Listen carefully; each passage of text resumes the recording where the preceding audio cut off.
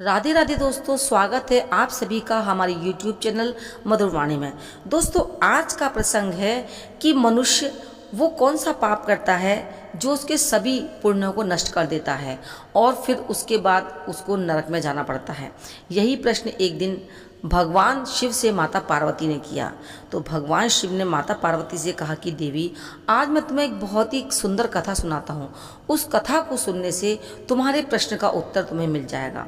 तो भगवान शिव माता पार्वती को कथा सुना रहे हैं। तो दोस्तों, आप भी उस कथा को सुनिए, क्योंकि जो इस कथा को सुनता है उसके सभी पाप नष्ट हो जाते हैं।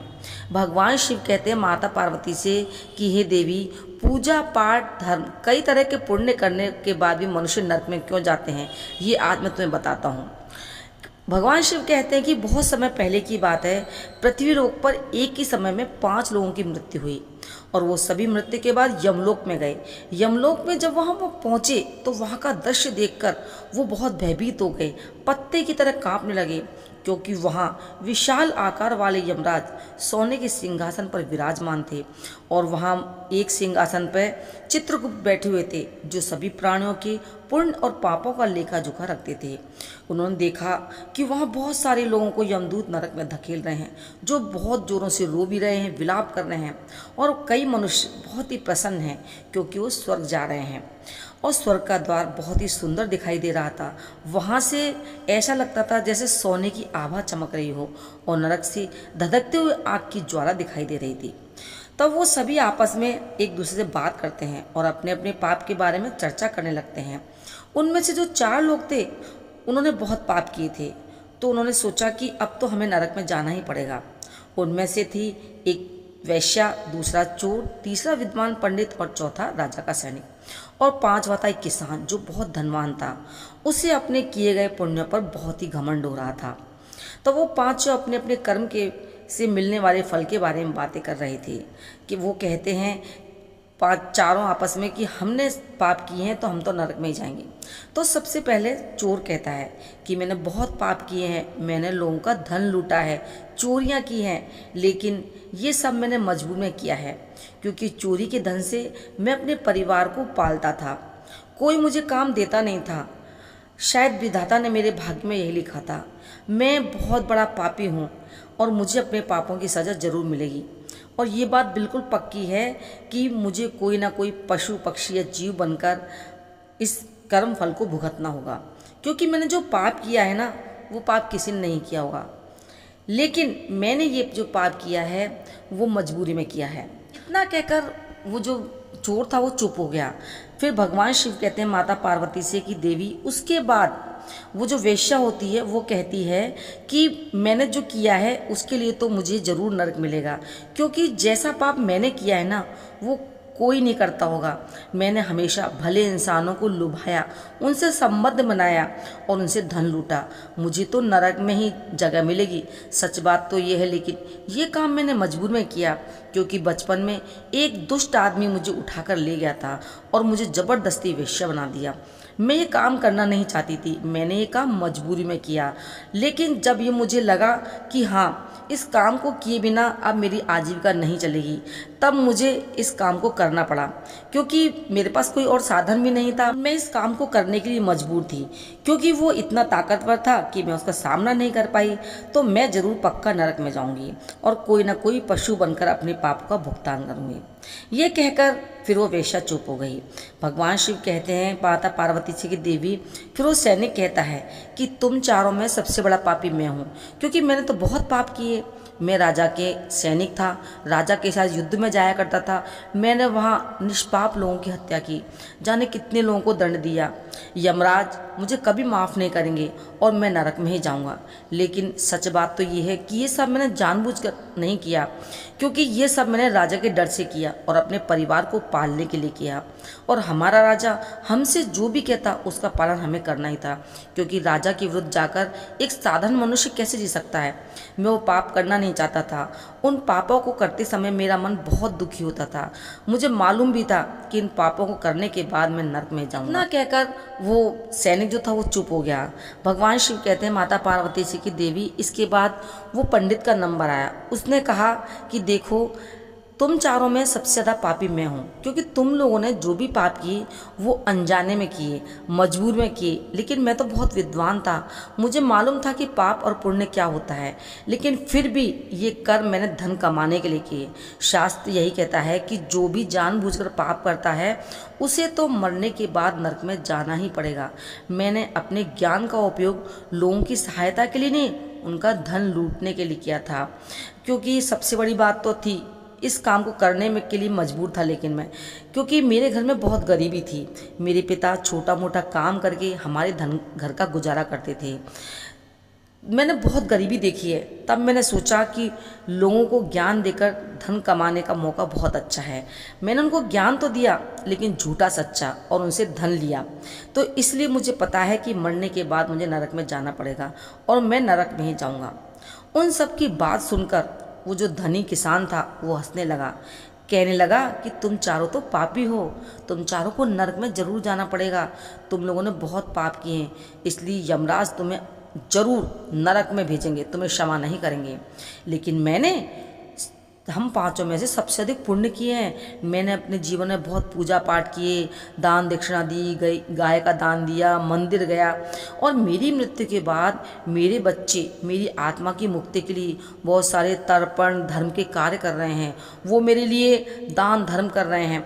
इसलिए मैं बहुत पुण्यवान हूँ। मैंने जीवन में कोई पाप नहीं किया। अनजाने में अगर मैंने कोई पाप भी किया तो मेरे पुत्र मेरे दान धर्म कर रहे हैं, उससे मेरे पाप सारे नष्ट हो जाएंगे।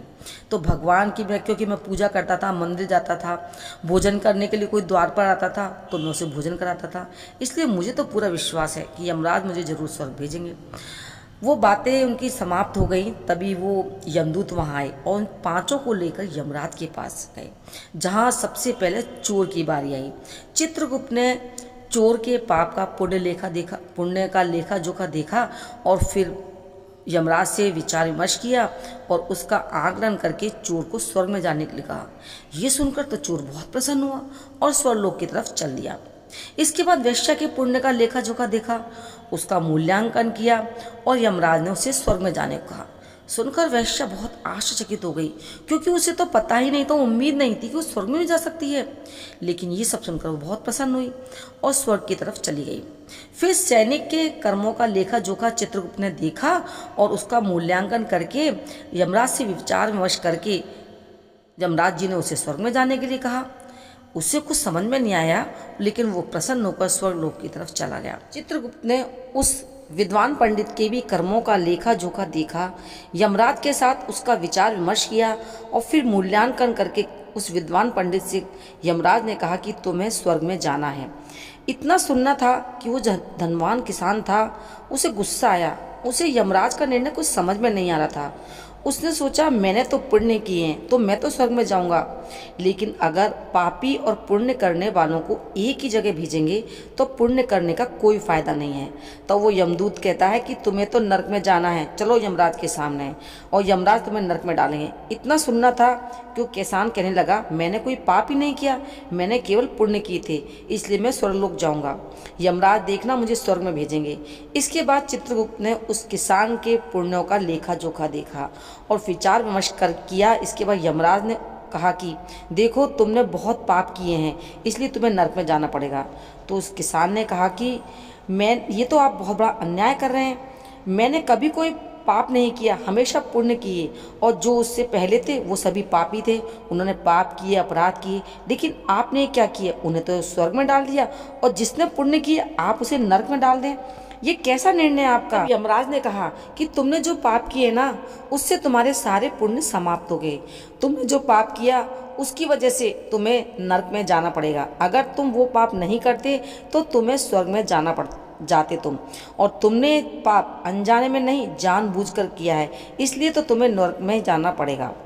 और जो चोर था वो चोरी करता था लेकिन मजबूरी में, अपने परिवार को पालने के लिए, और वो जो हमेशा धनवान लोग घर में ही चोरी किया करता था, कभी किसी गरीब का धन उसने नहीं चुराया, इसलिए उसके पाप कम और पुण्य अधिक थे।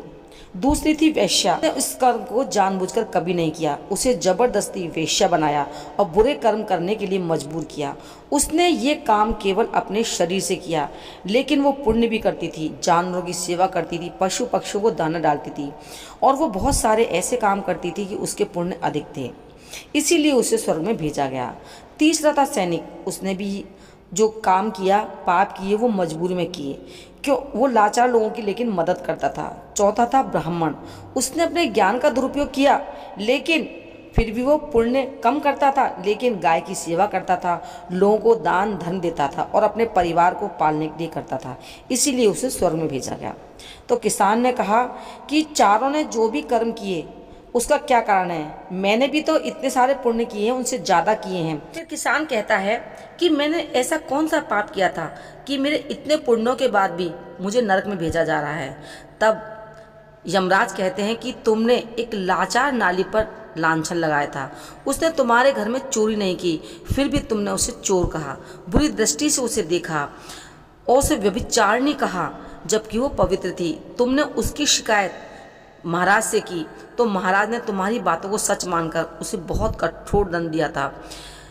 फिर उसको डांटते हुए यमराज कहते हैं कि जो मनुष्य चोरी, हत्या, मदिरापान जैसा पाप करता हो और उसे अपने पापों से छुटकारा मिल सकता है, लेकिन दूसरों की गलती ना होने पर भी उस पर गलत लांछन लगाने से वो बहुत बड़ा पापी बन जाता है। किसी मजबूर इंसान की सच बातों को झूठ मानकर उसे जो दंड देता है, वो इंसान बहुत बड़ा पापी होता है। इस तरह के पाप से उस इंसान के सभी पुण्य नष्ट हो जाते हैं और तुमने कभी अपने पापों का मूल्यांकन नहीं किया, सिर्फ अपने पुण्य ही देखे, इसलिए तुम्हारे सभी पुण्य समाप्त हो गए। ये सब कहकर यमराज कहते हैं अपने यमदूतों से कि जाओ इसे ले जाकर नरक में डाल दो।